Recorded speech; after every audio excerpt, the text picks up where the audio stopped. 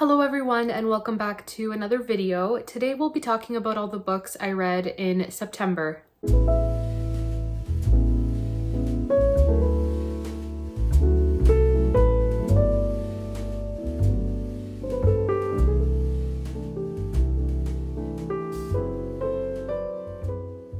September overall was a pretty good reading month, no major duds and a few really great books, some 5-star new favorite books that I read, and just overall not too bad of a month. It did start off a little slow but started picking up towards the end of the month, and I'm hoping that the rest of the fall will kind of be similar with pacing. The last couple weeks I've had a bit more time to read, which makes me very happy.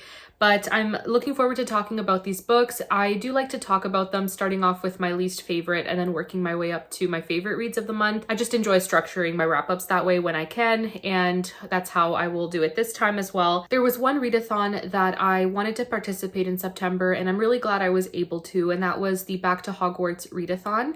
And my lovely friend Cheryl, along with some other co-hosts, hosted this readathon in September. I'll have their channels linked below.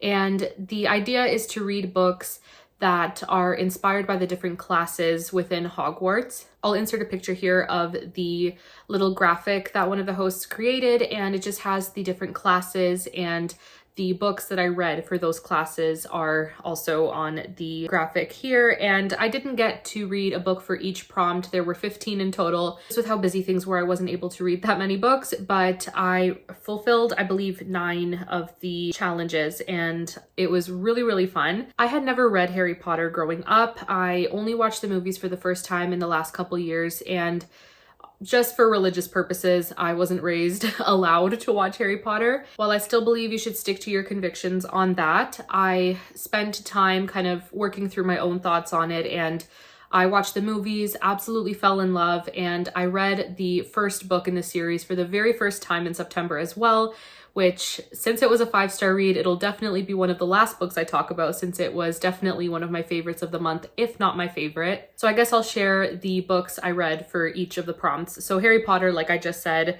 was one that I read, and that one I read for the arithmancy class, which is to read a book that is part of a series or a number in the title. For the astronomy class, that was to read a sci-fi book, a book about space or stars on the cover or in the title. And for that, I read Moonscript by H.S.J. Williams. For the charms class, it was to read a book with a charming character or a cover that charmed you. And I counted Madam Will You Talk by Mary Stuart for this prompt as one of the characters, whose name is David. He's a young teen boy in this book. He was one of the most charming characters I've ever read about, and I just loved his character so much, so that worked perfectly for this class. For the Defense Against the Dark Arts class, you were to read a book that has like training for war, good versus evil, spiritual warfare, that kind of thing. And I read The Last Battle by C.S. Lewis for that. Then the herbology class, read a book with plants on the cover or in the title. I read A Month in the Country by J.L. Carr. The edition I have does not have plants on the cover, but the edition that I had wanted to get of this book does. So I am counting it, even if it's not the exact edition I read from. As you can see, the picture of the cover of the edition I wanted definitely has plants on the cover. For the History of Magic class, it is to read a historical fiction. I read Salt to the Sea by Rita Sepetys. For the Potions class, it was to read a collection of essays, poems, or short stories, and I read Thomas Hardy's Selected Stories. I had meant to continue on into Victober with this and just read a couple stories in September, but I had the time and just read all the short stories in this collection. So that was Thomas Hardy's stories. Then there was The Care of Magical Creatures, which was to read a book with a dragon on the cover or in the title. And I read The City of Serpents by Christina Bear. And then last but not least, the last prompt I was able to accomplish is Alchemy, which is to read a gold book. So there has to be gold on the cover, I guess in the title too. And I read Charlotte and the Cozy Cottage, and the title of the cover and some other elements of the cover, there is definitely gold on it. So those were the classes I was able to read books for. And then the, I think 6 that I was not able to accomplish were Transfiguration, Ancient Runes, Divination, Muggle Studies, Flying Lessons, and Time Turner. So those were the ones I was not able to accomplish, but that is okay. I had a lot of fun kind of seeing as I was reading throughout the month what fits for what, and most importantly, I had so much fun reading the first Harry Potter book. It was such a wonderful experience. I would have counted myself as having participated in the readathon if that was the only book I read in September, or the only book that fit any of these prompts, but I'm really, really glad I was able to have some fun with this graphic and fill it out as I went. There were other readathons going on that I didn't intend to participate in, like Series September. I guess I did read some books in series. I read some short books that would have fit for Shorty September, but I didn't really pay attention to those readathons or try to fulfill any particular prompts. But I did want to mention that if you had been participating in those readathons. And then I'll quickly mention the 3 books that I am DNFing or DNF'd in September. This first one is completely temporary. It's just a temporary setting aside, and I will definitely try this again to some other time. And that is The Shell Seekers by Rosamund Pilcher. I just was not getting into it, and it's a book that I feel like I really, really, really need to focus. And I was not able to focus on it at all. I just was not gripped by it, and it's not to say that the writing wasn't beautiful. I already underlined some passages that are just so beautifully written, and the characters were interesting, but I feel like I would have had to really push myself to keep reading throughout the month, and I would have ended up not enjoying it as I may when I'm really in the mood for a story like this, especially because it's contemporary to the time it was written. It's set, I believe, in the 80s, but yeah, it's not the right time for me to read this. So I will try this again some other time, maybe next summer, and then read the book September shortly after. But yeah, that is unfortunately a DNF, temporary though. I also tried to read A Wizard's Guide to Defensive Baking by T. Kingfisher, and this one was odd. I don't know. I enjoyed aspects of it, especially at the very beginning, but as the story progressed, and I can't remember how far I got through, but as the story was progressing, after each chapter, it got a little more and more weird, and I don't know. It's not the book for me. I don't think it was a bad book at all. It's well written, but just not one that was capturing my interest, and also it's a case of so many books, so little time. I don't want to be pushing through books I'm not fully enjoying or really, really want to read. So I set that one aside as well.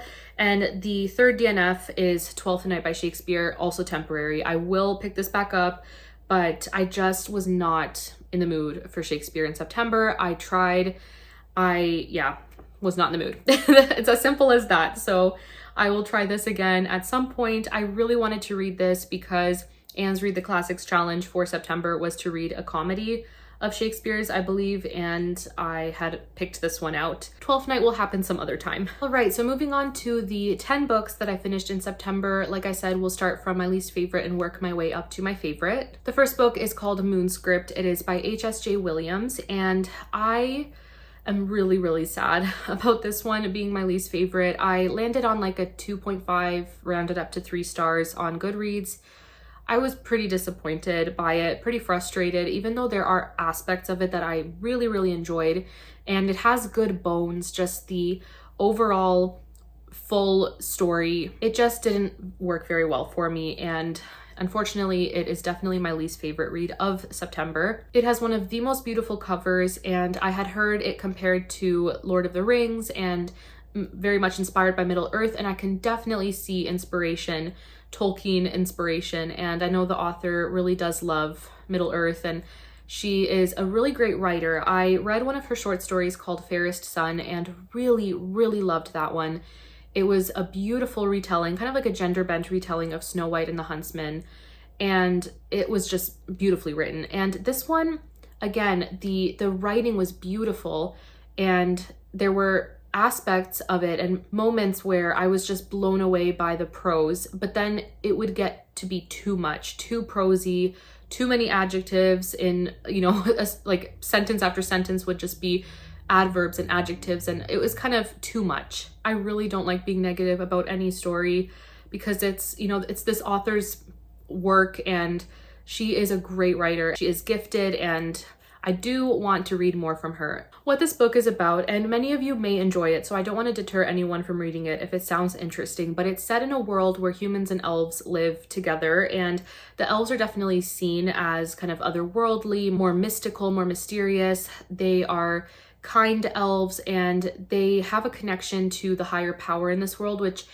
Another thing that I didn't love about the book was how on the nose and too similar the allegorical elements were to Christianity. I definitely like more subtlety, and it's just a personal preference, but it was very, very much like this could be God that they're talking about, but then it doesn't make sense in some ways with the, I guess, theology. I don't even know. It's hard to explain unless you've read the book, but the allegory just also didn't work for me. But in this world, the elves and the humans live together. There is this elf prince named Arrens, and he goes missing. And 70 years later, his father is looking for him, and the elves, they live for hundreds of years. And this young orphan girl gets caught up in this plot, really, to overthrow the elf kingdom. And there's a dark lord kind of creature who is definitely supposed to represent the devil, and it has really, really interesting elements and good bones and other creatures that are really fascinating. And as a fantastical story, it definitely did pique my curiosity, and I love the world this author created. Her creativity and imagination are next level, but I really struggled through some aspects of the writing. And the big thing for me was the dialogue. Our orphan girl, the main character Telly, she and another character named Kelm are both like 15 years old. And throughout the entirety of the story, they spoke like they were 10. It was very, very jarring. Rather than acting like teenagers, they acted like 10-year-olds. And so the dialogue felt middle grade. The writing definitely veered towards the Tolkien-esque, prosy, beautiful descriptions, all of that. It was just awkward. The dialogue was awkward, and it did not suit the rest of the story at all. And it just got very, very irritating to read over and over again. Maybe I should have just read what I wrote on Goodreads in my review, because it sums up what I'm trying to say much better than I'm doing right now. But basically I said that it started off strong with odes to Tolkien's Middle-earth, mystical elves, descriptive writing, all elements that drew me in, but I frankly could not stand a couple of the characters, Telly and Kelm. They are both teenagers, about 15, but consistently expressed themselves and spoke like 10-year-olds. I liked Arrens, who was the elf prince, but wish we spent more time with him than with Telly, especially in the first several chapters. The dialogue kept jolting me out of my reading rhythm, so when I reached about 50% of the way through, I broke one of my reading rules and skimmed the rest of the book, a rule I rarely break. I either push through or set the book down. The descriptiveness also became excessive, and the Christian allegorical elements were glaring, which, as a Christian, does bother me. I prefer more subtle weaving in of Christian themes. A book's atmosphere and beautiful writing only go so far in keeping me interested.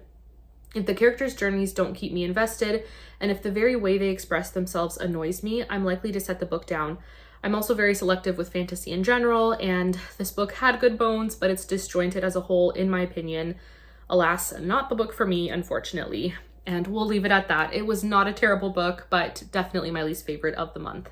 Next up, we have Thomas Hardy's selected stories, and the editor, I guess, John Wayne, chose the stories for this collection.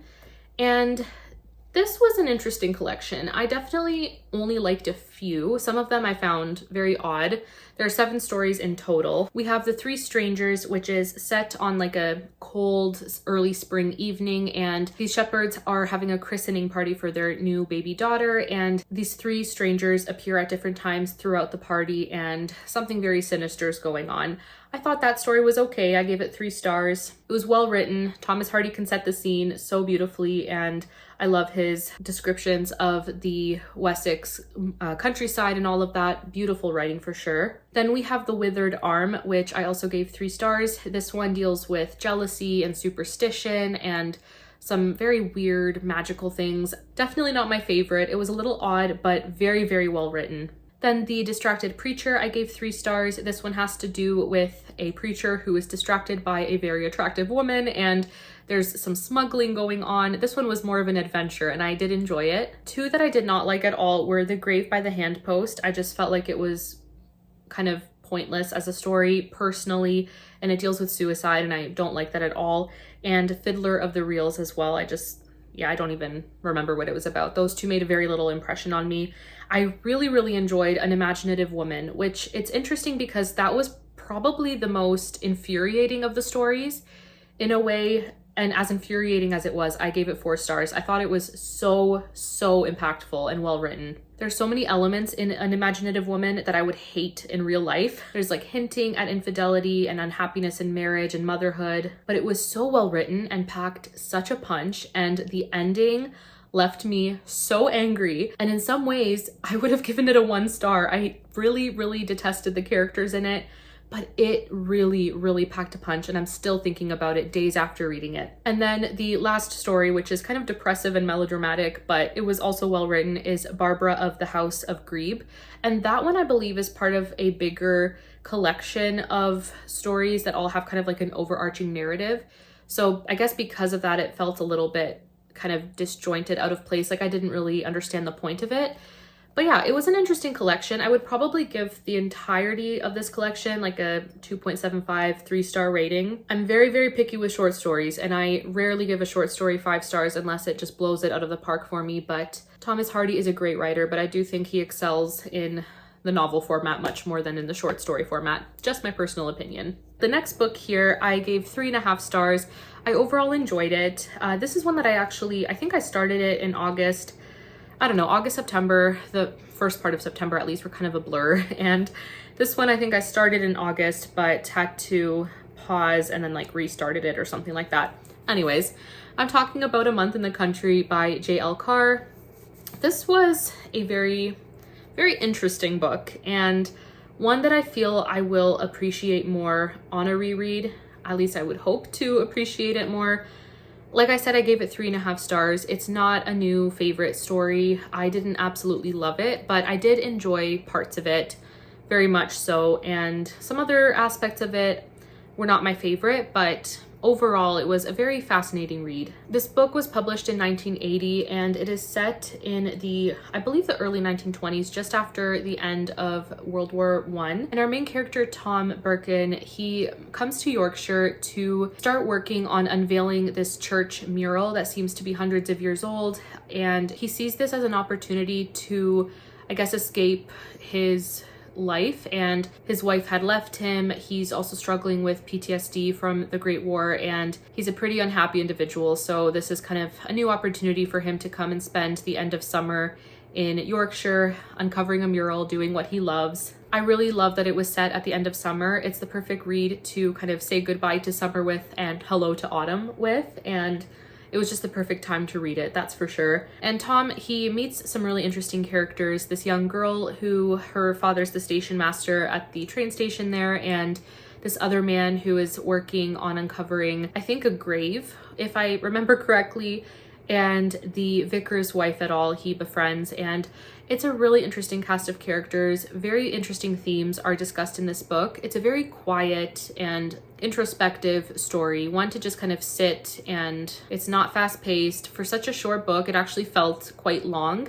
And that's, I think, one thing that I didn't enjoy as much. I kind of felt myself kind of drifting, my mind drifting as I was reading it. It was hard to really stay very invested in the story, just personally. But there were definitely beautiful passages, so many passages that I underlined and tabbed, and there are a few that I wanted to share as well. There were so many moments the characters would say something that had to do with whatever they were talking about in that moment, or whatever the project was, like the mural restoration. But so much of what was said is applicable to so many other aspects of life. So this book felt very much like a discussion on human nature and how we deal with difficult things in our lives. And in this passage, Tom is talking about the mural, but it's so much more than just about the mural. He says, "People tire of color and shapes which stay in the same place, and they always believe that they have more time than they will have, and that someday they'll come on a weekday and have a proper look." Or what is said here about human nature. "By nature we are creatures of hope, always ready to be deceived again and caught up by the marvel that might be wrapped in the grubbiest brown paper parcel." There are lots of mentions of the things that went on in the trenches and his struggles with the war and waking up from nightmares, and beautiful descriptions of the Yorkshire countryside at the end of summer there as well.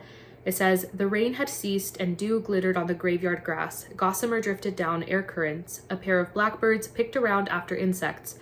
A thrush was singing where I could see him in one of the ash trees.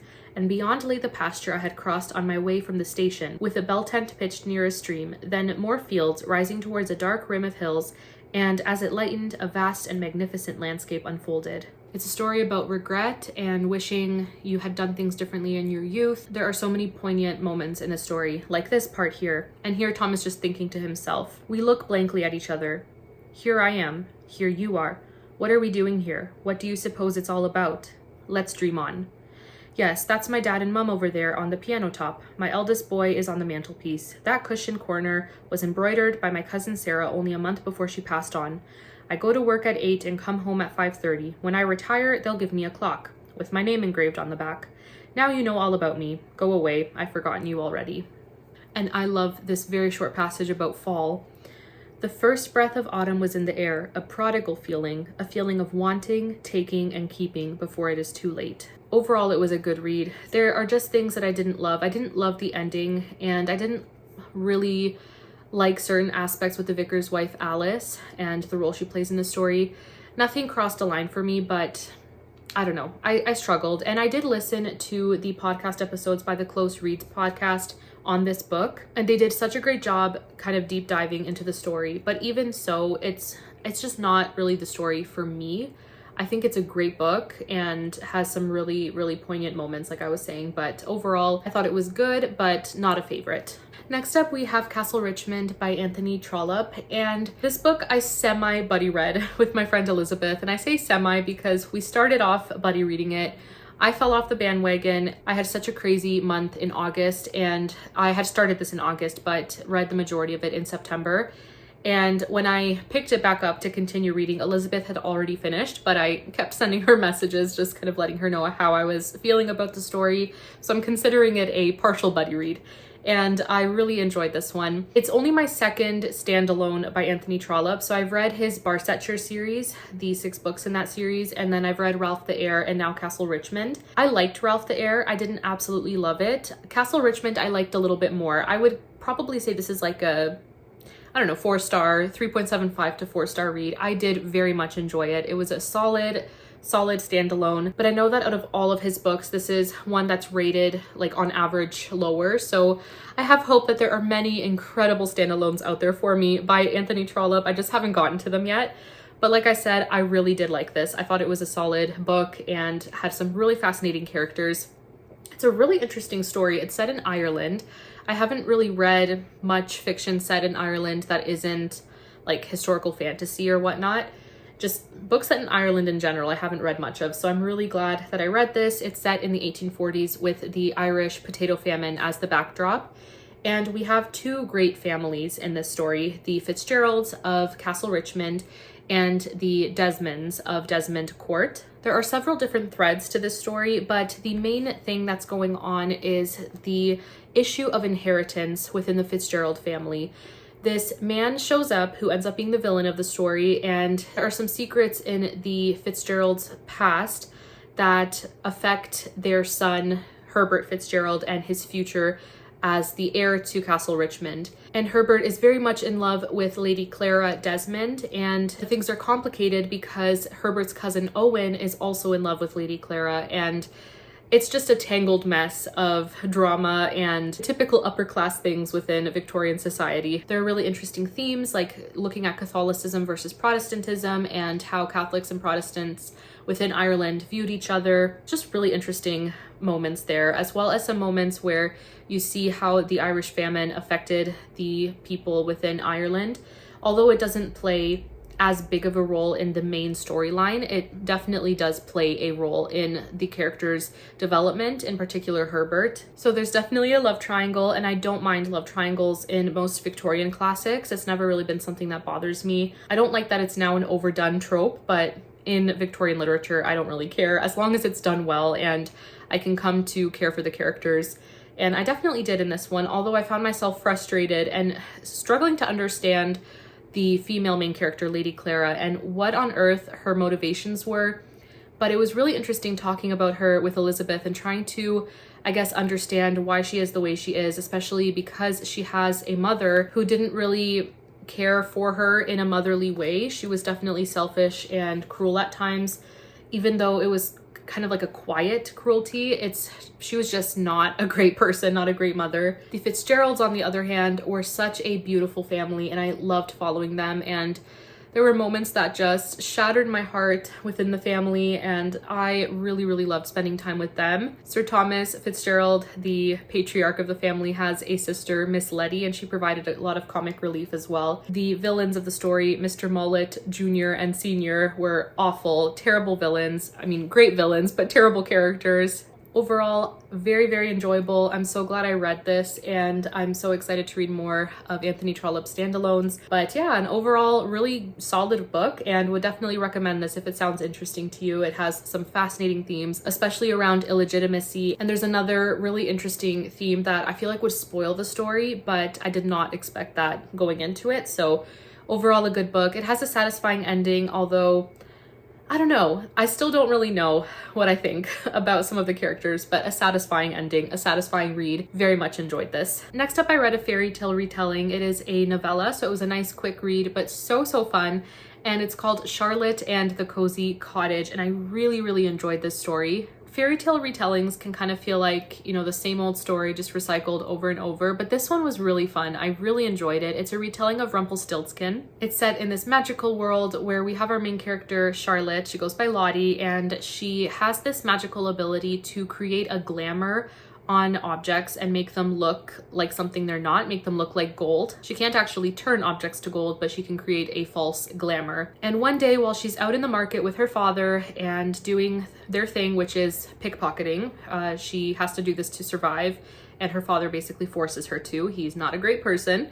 While they're in the marketplace doing this, her father is caught, and she is also placed under house arrest and is given a task by the king of the land to create gold out of coal. The king is convinced that she is turning things into gold when in fact it's just a glamour. And so she realizes this is not going to cut it for the king, and she has to figure out what to do. And she has help from this mysterious and handsome man that she met in the marketplace, and he helps her. And there are descriptions of cozy fall baking and the autumn leaves. And she has an adorable orange cat named Gourd, as in like pumpkin squash gourds. I love that so much. Like I said, it's a quick read. I read it in less than 24 hours and had the best time. A description of the marketplace as she's walking through. It's so perfect for this time of year. It says, "The sharp aroma of freshly ground cinnamon swirled through me as we passed a spice cart. Bouquets of orange and gold chrysanthemums paired with sunflowers the size of my face adorned the next stand, followed by a shop filled with tall ears of shucked golden corn. The sound and smells of the market were everything I loved about the fall season." And I loved this quote too. "2 loaves of pumpkin bread were now cooling in the windowsill, along with a pan of cinnamon rolls and a fresh quart of cider. It was truly impressive how much stress baking I could do in such a short amount of time." There were aspects of the story that are so predictable. It's a short fairy tale retelling of a well-known fairy tale, but overall it was so fun, and it was just what I needed to read it in the moment. So I gave it 4 stars. I had such a fun time with it. Another book I gave 4 stars is City of Serpents by Christina Bear. This is book 4 in the Secrets of Ormdale series, and I can't say too much about it just because it is further on in the series. There are 5 books in total, and we are getting close to the grand finale. I can't wait to read book 5. This one I would say is my 3rd favorite so far. So the first book is so far my least favorite. I just didn't really like Edith at first, but books 2 and 3 were both 5-star reads. I loved them so much. This one I did very much enjoy. It just wasn't quite as enjoyable for me personally as books 2 and 3. If you don't know what it's about, it's a series set in the late Victorian era in London, and there are dragons. So definitely a fantastical London with fun, whimsical creatures, and our main character Edith has special abilities when it comes to dragons, and so we're learning about that history, and it's just so magical and whimsical. And the author does such an amazing job of throwing in so much literature and amazing references to different works of fiction from the past many hundreds of years. There's just so much to love about this series, and this one in particular, this book felt very like Sherlock Holmes vibes, a little bit of Dracula. There's like a mad scientist. Definitely the most gothic so far, and I did enjoy it. I just feel like book 3 was definitely my thing, which is interesting because the Victorian era is one of my favorite things on planet Earth, and I love Victorian London, and I love anything gothic. But I feel like the Arthurian vibes in book 3 were I just enjoy that a little bit more. And it was set in Wales as well. But like I said, this one I gave 4 stars. I really liked it and had a great time spending more time with Edith And in this one, we also spend more time with her cousin Gwendolyn and Januszek, who is definitely my favorite character in the series. I love that man so much. Such a great character. Someone very special in Edith's life is also missing, and so things are still kind of left in the air in that regard, and I cannot wait to read book 5. But I very much enjoyed this one. So that is City of Serpents. Then we have Madam Will You Talk by Mary Stewart. This is a book I've had for such a long time, and it took me so long to get to it, and I'm so glad I finally picked it up. I read this right at the beginning of September, and it still very much felt like summer outside, and it was the perfect book for the hot summer days. I would highly recommend this in the warmer months of the year. Mary Stewart was a writer of mainly romantic suspense. I really like, though, that the romantic elements aren't too much for me. I'm not too big of a fan of romantic suspense as a genre, but I really, really enjoyed this. I liked it a little bit more than The Moon Spinners, which I read by her a few years ago. In this one, our main character, Charity, she's on vacation with her friend in the south of France. They arrive at this resort, and while there, Charity meets a young boy. He's more of a teenager, actually. I think he's like 14 or 15. And his name is David, and there's something about him that draws her to him in a way where she feels like there's something off. Like, he's really unhappy. There's something that just doesn't seem right. He's with his mother there, and things seem a little weird. Then she learns that his father, who's not in the picture, is looking for him, and he was also previously accused of murder of one of his friends. And so Charity is trying to help David and gets caught up in this web of mystery and intrigue and suspense, and it is so, so fun. And what I also really enjoyed about this is the main character, Charity, ends up on the run. She is being pursued by someone very nefarious, and it is just so fun. Such a high stakes and edge of your seat story. The writing was just beautiful. The descriptions were absolutely stunning. With the romance, I did like aspects of it, but I will say the male love interest, he was not very nice. I do understand why he acted the way he did. When you read the entire story and you kind of understand his motives, you understand why. But he just was not the nicest of people, and then it was kind of like the flip of a switch. You do have to read the story to kind of, have a discussion as to why it makes sense. But anyways, I loved Charity and David in particular. They were both such great characters and very empathetic. Charity was so, so caring and really put her life on the line. And I just thought it was such a great book. And if you have any recommendations for what Mary Stewart book to read next, especially in the fall and winter, please let me know. I'd love to hear your thoughts below. So that was Madam Will You Talk. I have 3 books left here that were all 5-star reads, and this next one was just incredible. Such a punch it packed emotionally, and I read this book so quickly. I could not put it down once I started, and that is Salt to the Sea by Ruta Sepetys. And this author is one of my absolute favorite historical fiction writers of all time. This book blew my mind. It was so amazing. I don't even know what I want to say about the plot because it's such a unique story, but I really like what it says on the back. It says, Winter 1945, 4 refugees, 4 secrets, each one born of a different homeland, each one hunted and haunted by tragedy, lies, war. As thousands desperately flock to the coast in the midst of a Soviet advance, 4 paths converge, vying for passage aboard the Wilhelm Gustloff, a ship that promises safety and freedom, but not all promises can be kept. This book was incredible. The chapters are very short, so I was plowing through it. And the 4 characters, you have all 4 of their POVs throughout the story. And I read some reviews where people were saying that that's a reason they struggled to connect to the story, was because we were looking through 4 different sets of eyes, and it was going so quickly through each chapter. But it worked for me. I loved it so much. We have Joanna, who is a Lithuanian refugee, and she is with this group of refugees moving west. So they're trying to get to the coast where they can then get onto one of the ships leaving as the Soviets are advancing. And so it's interesting to read from that perspective because so many World War II books, it's all about how the Nazis were advancing and the Nazis were doing all these terrible things. And yes, they were, but so were the Soviets. And so it's really interesting to read from that perspective of the atrocities that the Soviets were committing. I thought that was a really fascinating thing to read about. So like I said, we have Joanna, and then she is joined by Florian and Amelia, who have their own secrets, and Amelia's story in particular was just heartbreaking.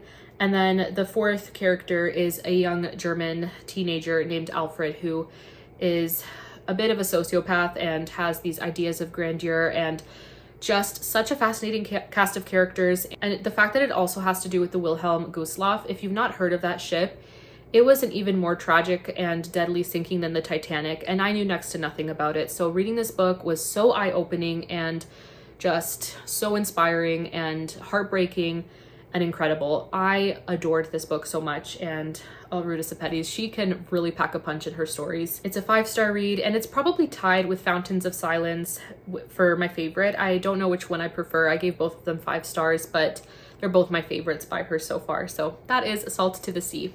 These next 2 books, they were both just incredible, and I can't decide which one is my favorite, but I guess I'll talk about The Last Battle by C.S. Lewis. I have completed the Chronicles of Narnia, and it's just so bittersweet, and I actually finished The Last Battle last night, and I just sat after finishing it and stared into space and felt so sad that it's over. Obviously I can reread it, but it's not the same. I have completed the series that when I first started it, I think I read The Lion, the Witch, and the Wardrobe first, but then I started again chronologically with The Magician's Nephew, and this book, this collection, is in chronological order. It's not in publication order, so that's how I read the stories. The Magician's Nephew I liked. The Lion, the Witch, and the Wardrobe I loved, but I didn't really form a strong attachment to the world or the characters. Then I read The Horse and His Boy and Prince Caspian and Voyage of the Dawn Treader, which I enjoyed all of them, but again, they didn't capture my imagination the way that I had hoped to have captured. And then I read The Silver Chair, and it's like things were falling into place for me, and I just fell in love with Narnia and these characters, and I wanted to start over from scratch and just re-experience the beauty of this world. And then I read The Last Battle, and I realized just how much Narnia has captured my heart after finishing The Last Battle. It's the last book in the series, so I can't tell you what it's about, but what it says on Goodreads is the last days of Narnia, and all hope seems lost as lies and treachery interweave to threaten the destruction of everything. As the battle lines are drawn, old friends are summoned back to Narnia, though none can predict the outcome in this magnificent ending to the famous series. I had no idea how this would play out. I had no idea what would happen. I was just blown away and an emotional wreck, to be honest. I'm so glad that old friends were back. We have Eustace and Jill again, and Diggory, and I just love these characters so much. The villain in the story, Shift, he was such a well-portrayed villain and just awful. And it was just incredible. And the ties to faith were just beautiful. The allegorical elements were so powerful, truly so powerful. I was just amazed finishing this book. And I have seen someone say something along the lines of reading The Last Battle made them homesick for a place they've never been, and I truly feel that. It was absolutely incredible. 5 stars, and I cannot wait to reread this entire series, and I think I'm gonna read them in publication order next, but I just loved this. I think I'm also going to get a box set of the individual stories, because reading from this was not the easiest. It is very heavy, but just incredible. I loved it so much. And if Narnia is a series that you enjoyed, but it didn't really capture your heart the way that you had expected maybe, I think you should try it again. I think it's incredible. And I think C.S. Lewis was a genius, and wow, this was amazing. You already know what the last book is. Last but not least is Harry Potter and the Philosopher's Stone by J.K. Rowling. This book was everything that I wanted it to be. It was just incredible. I am so glad I finally read Harry Potter. I finally did it, and it was amazing. Within the first chapter, I knew this book would be a favorite book of all time, and maybe it's because I watched the movies first, I don't know, but just thinking about it, it's like Watching the movies first made me love the book even more, but now having read the book, I know I'll love the movies even more. If that makes any sense. I thought it was incredible. The writing, the characterization, the humor, the world, the number of references to so many different pieces of literature, like medieval literature, and just so much that I wouldn't even have picked up on. I would not have picked up on at all had I not listened to the Literary Life podcast episodes on this book. They were absolutely amazing episodes. I can't wait to re-listen. They were so good and such a good deep dive into this single book within the series. As most of you know, this is the story of young Harry, who is a wizard. He doesn't know he's a wizard until he receives a letter from Hogwarts telling him that he is invited to be a student at Hogwarts. He has a place at this school, and he knew nothing about his history because he was orphaned and grew up with his muggle aunt and uncle who absolutely detested everything that Hogwarts stands for and just magic in general. And thus begins the adventure of a lifetime. And wow, this story. I can't wait to continue the series, and the reason I didn't pick up the second book right away is just because there's so much going on with like Victober and everything, and I really want to be in the right, I guess, mood and headspace for the rest of the series. But this book was a warm hug. I loved the friendships. I love Hermione and Ron so much. I loved all the things that they get up to, and the final scenes, even though I knew it was coming because I've seen the movie, I had goosebumps and it just was on the edge of my seat, and it was just perfection. I'm so excited to just continue with the series and see how each book has its parallel. I don't know exactly the pattern, like which book parallels which book, but I'd heard that there are these parallels, and it's really fascinating to see as you're reading. And especially after having listened to the Literary Life podcast episodes, I'm just completely convinced that J.K. Rowling is a genius and a master storyteller, and this book was absolutely amazing. Cannot wait to continue the series. It's a new favorite book of all time. I also read a library copy, so one day I will acquire a set of the complete series, and I don't know, I want to maybe save and get like a really nice set of beautiful editions. But anyways, it was just amazing. Okay, enough blabber about Harry Potter. So these books, along with a few books that I don't have physical copies of, are the books that I read in September, and it was overall a great month. Started off a little slow, but really picked up towards the end of the month, and I'm hoping, fingers crossed, October is also a great reading month. I hope it is for all of you as well. Please let me know in the comments what your top reads were of September. If you read any of the same books that I did, I would also love to know. But friends, that's it for this video. Thank you so much for watching, for being here, and I will see you in my next video. Bye.